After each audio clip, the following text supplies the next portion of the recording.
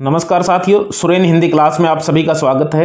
आज हम विशिष्ट कवियों से संबंधित कुछ प्रश्न लेकर आए हैं। विशिष्ट कवि जो कि जिनके नाम लिखे हुए हैं, जिनका पाठ्यक्रम में नाम लिखा हुआ है कि इन कवियों जैसे आदिकाल में चंद्रवरदाई और नरपति नालह लिखा हुआ है, जैसे कबीर और दादू लिखा हुआ है, जायसी लिखा हुआ है, मंझन लिखा हुआ है, तुलसीदास लिखा हुआ है, सूरदास मीरा नंददास लिखा हुआ है, देव कवि का भूषण बिहारी और घनानंद लिखा हुआ है। ये रीतिकाल तक के जो ये कवि हैं, इनमें सिलेबस के अंदर जो है वो पाठ्यक्रम में जो है इनका नाम लिखा हुआ है, तो ये एक विशिष्ट कवि कहलाते हैं।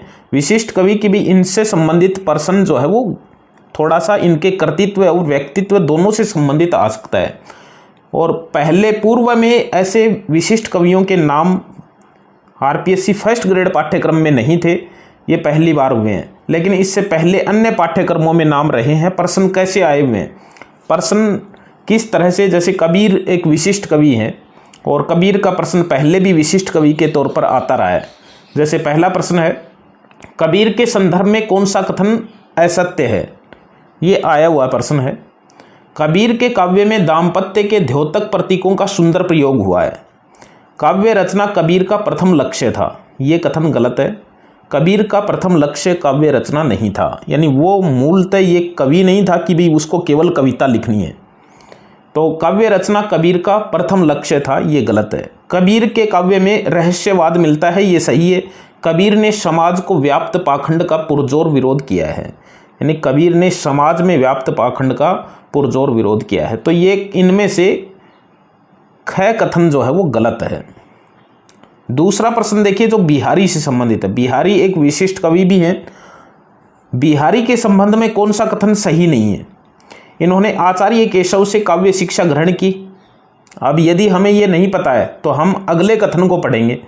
हिंदी में समास पद्धति की शक्ति और परिचय इन्होंने ही दिया, ये तो हमें पता है कि इनकी समास पद्धति जो है वो बहुत अच्छी है। काव्य के लिए अपेक्षित सभी विषयों का सामान्य परिचय इन्हें था, यानी इनके जो दोहे हैं वो लगभग सभी विषयों से संबंधित हैं। मिस्र बंधुओं ने इन्हें देव से बड़ा कवि माना है, ये गलत है, क्योंकि ये एक तथ्यात्मक बात है। देव से बड़ा कवि बिहारी को लाला भगवान दीन ने माना है, बल्कि मिस्र बंधुओं ने इन्हें देव से बड़ा नहीं बल्कि देव से छोटा माना है, देव को बड़ा माना है। तो ये कथन जो है वो गलत है। अब ये जैसे ये कथन है, ये हमें यदि नहीं भी पता था, तो यदि इसका हमें पता है तो ये कथन गलत लिखा हुआ है, ये इसका उत्तर आएगा। हालांकि ये सही है, इन्होंने केशव से काव्य शिक्षा ग्रहण की थी। इनमें से कौन सा कथन गलत है। चारों कथन का जब प्रश्न आता है तो निश्चित रूप से चारों ही कथन पढ़ने पड़ेंगे। इनमें से कौन सा कथन गलत है, तो ये चारों कथन कबीर से संबंधित हैं। यानी कबीर शास्त्रीय ज्ञान की अपेक्षा अनुभव ज्ञान को अधिक महत्व देते थे, ये सही है। उत्तर भारत में भक्ति आंदोलन का सूत्रपात कबीर की प्रेरणा से ही हुआ, ये गलत है। यानी उत्तर भारत में भक्ति आंदोलन का सूत्रपात कबीर की प्रेरणा से ही हुआ, ये कथन जो है वो गलत कथन है। कवि ऐसे जन कवि थे जिन्होंने भक्ति आंदोलन को सिद्धांत की मंजूषा से निकालकर व्यवहारिक धरातल प्रदान किया, ये भी सही है। धार्मिक रूढ़ियों, बाह्य आडंबरों, सामाजिक कुरीतियों आदि का कबीर आजन्म विरोध करते रहे, ये कथन भी सही है। तो उत्तर भारत में भक्ति आंदोलन का सूत्रपात रामानंद ने किया था, तो कबीर इसका उत्तर जो है वो नहीं आएगा, ये कथन जो है वो गलत हो गया। नंददास के संबंध में कौन सा कथन अनुपयुक्त है। अब देखिए, नंददास भी विशिष्ट कवियों में शामिल हैं। कौन सा कथन अनुपयुक्त है नंददास से संबंधित। अष्टछाप के कवियों में सबसे कनिष्ठ कवि माने जाते हैं नंददास।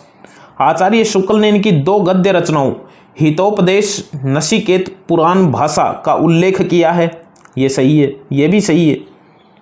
इनकी पदावली रचना 12 प्रकरणों में संकलित है, ये भी सही है। यानी पदावली भी इन्होंने लिखी है, विद्यापति ने पदावली लिखी है, मीराबाई ने भी पदावली लिखी है और नंददास की भी पदावली रचना है। ये हमें ध्यान में रखने की कौन से कवि ने पदावली की रचना नहीं की है। तो पदावली जो है वो नंददास की भी है, जो 12 प्रकरणों में संकलित है। जनश्रुति के अनुसार ये सूरदास के चचेरे भाई माने जाते हैं। ये कथन गलत है, क्योंकि ये सूरदास के नहीं, गोस्वामी तुलसीदास के चचेरे भाई माने जाते हैं, नंददास। तो ये कथन जो है वो गलत हो जाएगा। अब देखिए कथन,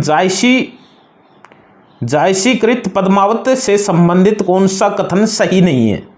जो विशिष्ट कवि हैं उनसे संबंधित प्रश्न है। किस प्रकार से प्रश्न आएंगे ये इसमें लिखा हुआ है कि जायसीकृत पद्मावत से संबंधित कौन सा कथन सही नहीं है। पद्मावत मसनवी शैली में रचित एक प्रबंध काव्य है, ये तो सही है। इसमें लौकिक प्रेम कहानी के द्वारा अलौकिक प्रेम की व्यंजना की गई है, ये भी सही है। इसमें चौपाई की प्रत्येक 7 अर्धालियों के बाद एक दोहा है, ये भी सही है। पद्मावत ब्रज भाषा में लिखित एक श्रेष्ठ श्रृंगारिक रचना है, ये गलत है। पद्मावत ब्रज भाषा में लिखित, ये गलत है, क्योंकि पद्मावत जो है वो ब्रज भाषा में नहीं, अवधी भाषा में लिखित है। 6 नंबर का प्रश्न देखिए आगे। निम्न में से कौन सी रचना घनानंद द्वारा रचित नहीं है। तो घनानंद भी इसमें एक विशिष्ट कवि है। सुजान हित इनकी रचना है, इश्कलता भी रचना है, सुजान विनोद और वियोग वेली भी इनकी रचना है। सुजान विनोद जो है ये देव कवि की रचना है, जिसका प्रश्न अलग से आया हुआ है। सीधा प्रश्न आया हुआ है, सुजान विनोद की रचयिता कौन है, या सुजान विनोद किसकी रचना है। तो ये देव कवि की रचना है। निम्न में से कौन सा कथन सही नहीं है। देखिए दादू दयाल से संबंधित है, विशिष्ट कवियों में शामिल है दादू कबीर और दादू पंथियों का सत्संग स्थल खाकी नाम से जाना जाता है, ये गलत है। ये कथन जो है वो गलत है, क्योंकि दादू पंथियों का सत्संग स्थल जो है वो खाकी नहीं, अन्य नाम से जाना जाता है, अलख दरीबा नाम से जाना जाता है। दूसरा कथन है, दादू दयाल के शिष्यों में गरीबदास, सुंदरदास, रज्जब और बखना मुख्य हैं। तीसरा कथन है, दादू का जन्म 1544 ईस्वी में अहमदाबाद में हुआ था, ये भी सही है। चौथा कथन है, दादू जी अत्यधिक दयालु थे, जिससे इनका नाम दादू दयाल पड़ा, ये भी सही है।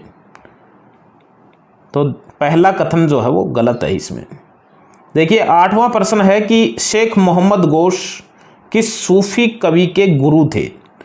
तो किस सूफी कवि के, मंझन के कवि जो थे, मंझन जो मधु मालती के रचयिता हैं, शेख मोहम्मद गोश इनके गुरु थे, कवि मंझन के थे। 9वां प्रश्न है कि कौन सा कथन कवि भूषण से संबंधित नहीं है। अब देखिए इसमें कवि भूषण से संबंधित, इन्हें भूषण की उपाधि चित्रकूट के राजा हरदे राम के पुत्र रुद्र शाह ने दी, ये तो सही है, हम पढ़ते आ रहे हैं इसको, तो हर परिचय में भी लिखा होता है। इनके पसंदीदा नरेश छत्रपति शिवाजी महाराज और महाराज छत्रसाल थे, ये भी सही है। इनके प्रमुख ग्रंथों में शिवराज भूषण और शिवा बावनी हैं, ये भी सही है। इनकी संपूर्ण कविता श्रृंगार रस और माधुर्य गुण से ओतप्रोत है, ये गलत है। यानी देव भूषण कवि जो है उनकी संपूर्ण कविता माधुर्य, श्रृंगार रस नहीं बल्कि वीर रस और माधुर्य गुण नहीं, ओज गुण, वीर रस और ओज गुण से ओतप्रोत है, श्रृंगार रस और माधुर्य गुण से ओतप्रोत नहीं है, तो ये कथन गलत है। 10 नंबर का प्रश्न देखिए, निम्न में से कौन सी रचना देव कवि द्वारा रचित नहीं है। तो भाव विलास भी है। अंतिम प्रश्न है ये, और अंतिम प्रश्न के साथ ही मैं बता दूं, इस तरह से विशिष्ट कवियों के प्रश्न आएंगे। इनका कृतित्व एवं व्यक्तित्व दोनों हमें पता होना चाहिए इन कवियों का। यानी देव जो है देवदत्त द्विवेदी इनका पूरा नाम है, ये भी विशिष्ट कवि में शामिल हैं। भाव विलास इनकी रचना है, भवानी विलास रचना है, प्रेम चंद्रिका भी रचना है, प्रेम वाटिका नहीं है क्योंकि प्रेम वाटिका रसखान की रचना है। तो इस तरह से ये कुल 10 प्रश्न थे जो कि